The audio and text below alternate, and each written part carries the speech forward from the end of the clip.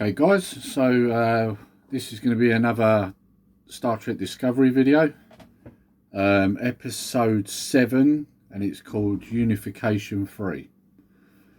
So if you're basically a fan of past Trek, you'll know that unification is a thing that has been going on in the Next Generation era. Spock basically tried to bring the Vulcans and the Romulans back together because they realised that they were like distant relatives, if you like. And he was basically trying to bring them all back together as a whole because neither species trusted each other. So, and obviously that plays quite a big part in this episode, if you like. Right, okay, so the episode starts where Saru and Michael are talking to Admiral Vance, and I think there's a little bit just before that between Michael and Tilly, where they basically have got some of the information that she had, like what Michael had collected while she'd been there, because obviously she'd been there a year before them. And then they've added the black box information that they got in the last episode. And it comes up indicating a rough area where the burn probably happened. So they go to Vance and they basically explain to them what they've come across. And he then tells them that he can't tell them anything, it's classified in a nutshell. You find out that an experiment called SB19 was being worked on by the Vulcans, I believe. Was it the Vulcans? Maybe the Romulans. I can't remember now. It was one of the two. And obviously you find out in this timeline that, or in this time, should I say, because it's in, the future. You find out that the Vulcans and the Romulans have both unified on Vulcan. Only it's not called Vulcan anymore, it's called Ni'Var. Which is an interesting thing that they called it Ni'Var, because the first thing I thought when I heard that was the Mandalorian. Because one of the planets in the Mandalorian is called Navarro. In fact, we saw that in the last Mandalorian episode. So I found that quite interesting. I was like, are they nicking names now? So, because obviously Navarro was in the first season of Mandalorian. So it's like, well, have you nicked that? Or, did you just not realise? Who knows? It's Alex Kurtzman, isn't it? So anything's possible. Let's be honest, last episode he nicked a huge chunk from the Running Man. So I wouldn't be a bit surprised if he steals from Star Wars as well. But that's another story. So yeah, they decide to basically go to what was Vulcan, Ni'Var, and get some answers. Now, basically what you find out from Vance is that they were experimenting on something called SB19. They wasn't too happy about doing it, but the Federation ordered them to, because at this point they was part of the Federation. And it sounds like the Romulans at this point were as well. So basically what happened was the dilithium was running out because the Federation was getting bigger. So they had to come up with an alternative way of propulsion. And when they explain what their propulsion, or when he explains what their propulsion's like, it sounds very similar to the spore drive, instantaneous travel. So, like I say, they decide that they're going to go to what was Vulcan, Ni'Var. It kind of gets decided for them, because Vance says, well, you're the sister of Spock, you're more influential here, so that's what you're going to do. And Saru points out that, hang on a minute, I demoted her because of her actions, which we know from the last episode. I'm not sure this is a good idea, and Vance basically overrules him and says, nope, you're doing it. So they go to Ni'Var, and they get picked up entering the area, and a Vulcan hologram appears on the bridge of Discovery, and she points out that they didn't detect them coming, and he explains that they've got a technology that allows them instantaneous travel, etc., etc. And they're basically not that interested. They're quite happy to be doing their own thing. But then Michael remembers that there's kind of like a clause with Vulcans where you can invoke this certain clause and they've got to hear you out. Obviously, the Vulcan lady's a bit worried about this because she's worried that it's going to cause unrest between the Vulcans and the Romulans. But because she's put this clause in, it has to be heard. And they come aboard the ship. The long and short of it, and I'll shorten it down because it's very drawn out. The long and short of it is it's kind of almost like a trial in a lot of ways. And she ends up with some sort of almost like a brief, like Michael does herself, and she finds out it's her mother. So, because the universe is so small, her mother must be in that area. It's a bit sort of like, yeah, okay. But anyway, turns out it's her mother. And she thinks her mother's going to basically blindly side with her, but she's not. She's going to stick to what the Romulans have asked her to do, regardless.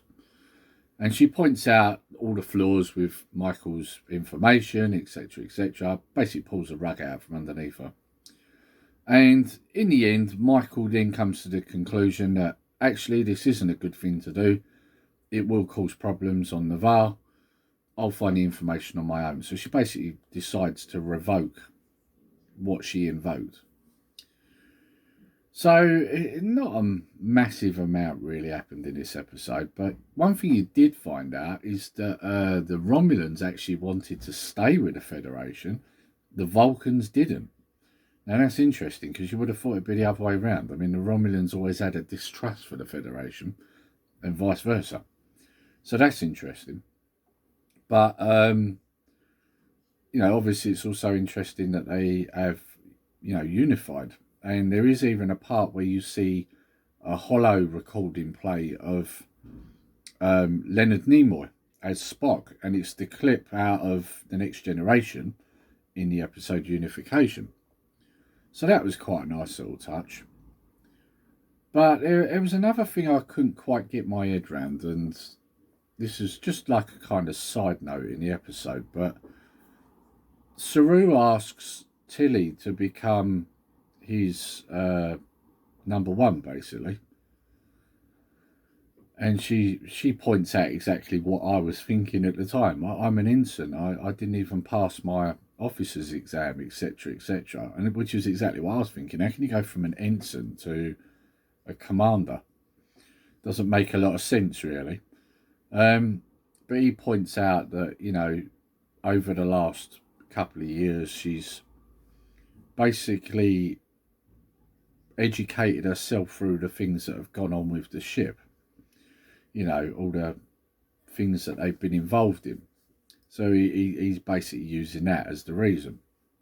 And that she's got a level head, she thinks things through, she thinks about other people, etc., etc.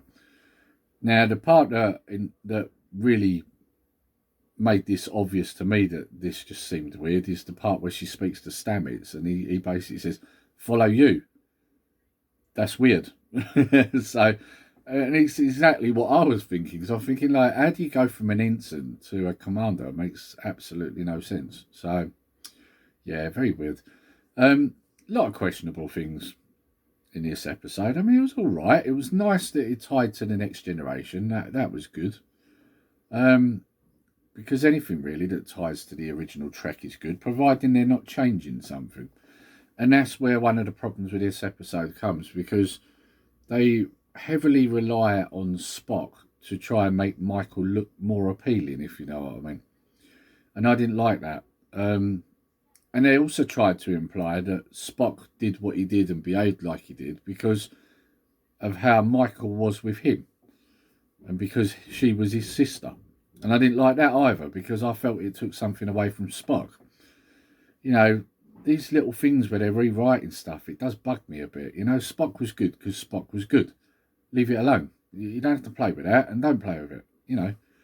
Up until 3 years ago, there was no sister. Why are you now rewriting Spock? I just don't like it. And so that part bugs me. And obviously the ensign part bugs me. The rest of it wasn't too bad, but like I say, there wasn't a massive amount to it. There wasn't any action. It was all pretty much just a lot of talking. And in some ways, you could say a bit of a filler episode, because it doesn't really impact a major deal on the overall story. The only thing that you really get from this is that the Vulcans were working on something. It could be that's caused the burn, which is what the Vulcans think. They think that's what's caused the burn, and are refusing to take any other reason, which is why they pulled out with the Federation. But Michael doesn't think it is, and that's basically the premise of it. But other than that, it doesn't really lend much to the overall story. So you could have missed it; it wouldn't really matter. And obviously the weird side note where Tilly's now going to be #1. Yeah, very odd, but yeah. Anyway, it's Alec Kurtzman Trek, isn't it? So this is what happens. But yeah, it was all right. It was not great. One thing you did see was that at first Michael was thinking of leaving the ship. That much was obvious. She'd been mulling it over. And it looked like she was probably going to go with Book, because they're an item now. You find that out in this episode, because they clearly sleep with each other. And then by the end of the episode, she realises that she's in the right place. She should stay there. So, yeah. All right. It's all right. It was swearing again. I'm trying to remember who said it now. No, I can't remember who it was who said it, but SOB was said at one point. And it was again one of them unnecessary moments of swearing. It was like, oh man, why'd you keep doing this? Like every episode, they got to get an explicit in there. And it's like, you don't need it. Like Star Trek never did this before. Why are you doing this? Like so yeah. So my eyes rolled at that part, but yeah. So like I say, it doesn't really lend much to the overall story. I don't think it was a bad episode. It was pretty good. It wasn't bad. There was just little bits in it that bugged me, Like I say, the whole rewriting of Spock and how Michael's the greatest ever, and and the ensign thing. They were the things that really bothered me. And obviously the fact that they named the planet Navarre, which is pretty close to Navarro from The Mandalorian. So it does make me wonder if they nicked that. But other than that, it wasn't bad. It just wasn't action-packed. It didn't really lend much to the overall story. It was pretty much just a filler episode. So, but anyway, I'm going to leave it there. If you like this video, please like, share and subscribe, and hit that little notification bell so that you're made aware of all our future videos and live streams. And until next time, take care, stay safe. Nerdy Geezer out.